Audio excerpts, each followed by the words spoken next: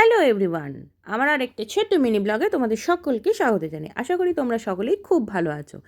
এটা যেদিনের ব্লগ, সেদিন সকাল থেকে আমি বাড়িতে একাই ছিলাম, কারণ বাবা আর মা গেছিলো ডাক্তার দেখাতে। তাই সকালটা শুরু করলাম কফি, একটু ড্রাই ফ্রুটস আর দুটো বিস্কিট দিয়ে। মা আগে থেকেই আমার জন্য ব্রেকফাস্টে পাতলা করে সুজি আর একটা কালো জাম রেখে গেছিলো। আসলে সুজি আমার খুব একটা পছন্দ নয়, ওই আর কি পাতলা করে সুজিটা তাও একটু ভালো লাগে, যেটা আমি আবার একটু গুড় দিয়ে খেয়েছিলাম, চিনি নিইনি। তারপরে অ্যাজ ইউজুয়াল আমি অফিসের কাজ করছিলাম। তারপরে চলে গেলাম রান্নাঘরে, কারণ আমি সেদিনকে বলেছিলাম বাবা মাকে যে তোমাদের আমি চাউমিন রান্না করে খাওয়াবো সেই ছোট্টবেলার মতো। তাই প্রথমেই সমস্ত সবজিগুলো ভালো করে ভেজে নিচ্ছিলাম। আমি আবার সবজির সাথে ডিম দিয়ে ভাজতে পারি না, আমার খুব গন্ধ লাগে। কেন এটা জানি না, এটা আমার পার্সোনাল প্রবলেম।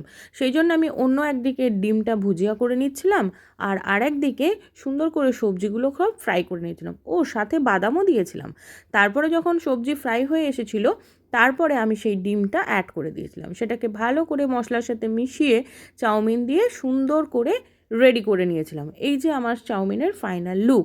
তারপরে চাউমিন তো হয়ে গেল, এবার এতগুলো বাসন মাজবে কে? আমি তো সব বাসন নষ্ট করেছি।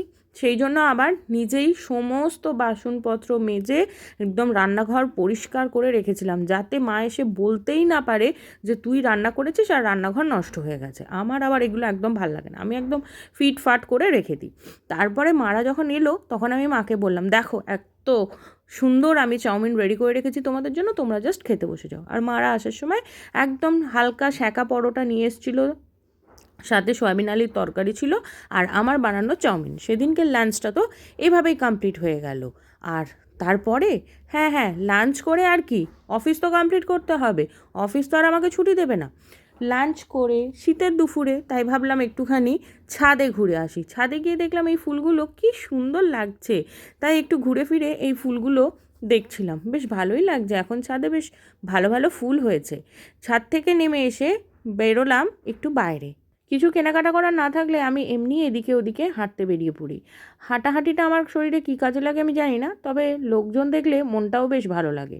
তারপর গেছিলাম রুটি কিনতে, গিয়ে দেখি দাদা তড়কা বানাচ্ছে। এই দাদার দোকানের তড়কা আমার ভীষণ ফেভারিট, কারণ তড়কার টেস্টটা সত্যি অসাধারণ করে। আর রান্না দেখতে তো আমি বরাবর ভালোবাসি, সে যে রান্নাই হোক না কেন, যেরকমই রান্না হোক না কেন। আমি তাই দাঁড়িয়ে দাঁড়িয়ে ভিডিও করছিলাম আর মন দিয়ে দেখছিলাম দাদা কত কম ইনগ্রেডিয়েন্টসে কত তাড়াতাড়ি এতগুলো লোকের জন্য তড়কা বানাচ্ছিল। আমি অবশ্য সেদিন তড়কা নিইনি, সেদিন শুধু দুটো রুটি নিয়ে এসেছিলাম, ওই মা খাবে বলেছিল সেই জন্য। আর তারপরে আর কি, রুটি নিয়ে বাড়ি চলে এলাম, ব্যাস। আর বাড়ি এসে এই যে শুরু করে দিয়েছি, আমি দরজা বন্ধ করে নিজের মতো করে ভিডিও করছিলাম। এই সময় আমার কারোর ডিস্টারবেন্স পছন্দ নয়, অবশ্য আমাকে কেউ ডিস্টার্ব করেও না। যাই হোক, সে এক ঢং ঢাং করে ভিডিও তো কমপ্লিট হয়ে গেল। তারপরে মা ডাকলো ডিনার করতে। সেদিন ডিনারের মেনু ছিল খুবই সামান্য, একদম আতপ চালের ভাত ছিল, আলু সেদ্ধ, সাথে ডাল, বেগুন ভাজা, পটল ভাজা, আর অবশ্যই সাথে ডিমের অমলেট। ব্যাস, সেই দিনটা তো আমার এইভাবেই কেটে গেল। আর তোমাদের এই ব্লগ কেমন লাগলো আমাকে কিন্তু জানাতে ভুলো না। ভালো লাগলে একটা ফলো করে দিও। আর দেখা হবে নেক্সট কোনো ছোট্ট মিনি ব্লগে। ততক্ষণের জন্য সবাই খুব ভালো থেকো আর সাথে থেকো। টাটা।